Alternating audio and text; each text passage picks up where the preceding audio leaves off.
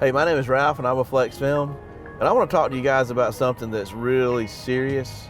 I mean, if you're a professional window tinter, you wake up every day. This is how you support your family.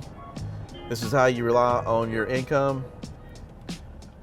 I talk to hundreds and hundreds of window tinters, and I don't understand why most of you guys don't have a meter, okay?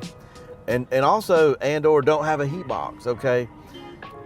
Our industry is unregulated, okay? There's a lot of marketing and, with manufacturers and distributors, and a lot of this information, the spec information is biased, okay? There's nobody to police the industry so people can do and say what they want to without any real consequences. I'm not gonna sit here and tell you that anybody and everybody out there is lying, but I found most people do lie or stretch the truth.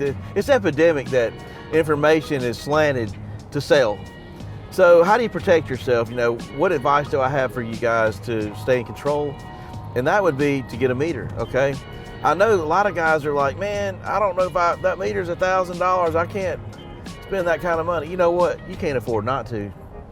If you're really serious, this is what you do. I don't know how to scrape up that money and tell you to budget, but buying a meter would be the best thing that you could do. It would be a way for you to demonstrate window film to customers, but most importantly, know what you're selling, okay? The meter, a beam splitter, a broad spectrum beam splitter, is gonna be something that'll tell you what's going through the glass, okay? You don't need somebody's spec chart to tell you what's going through the glass. This meter will simply tell you transmission information. And these meters can be accurate enough to let you know where you stand. EDTM makes a good one. We'll go into that later. I'll list it in the comments below.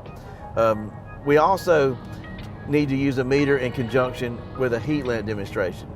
The heat lamp demonstration tells you nothing the meter tells you. The heat lamp demonstration simply tells you how well the film slows down heat, and you can feel it with your hand, okay? You can't get that information from the spec numbers typically unless you know how to read them and understand them. But remember what I said at first, they're not always accurate. So you can't rely on something that's not accurate. You have to use your own meter, you have to use your own hand.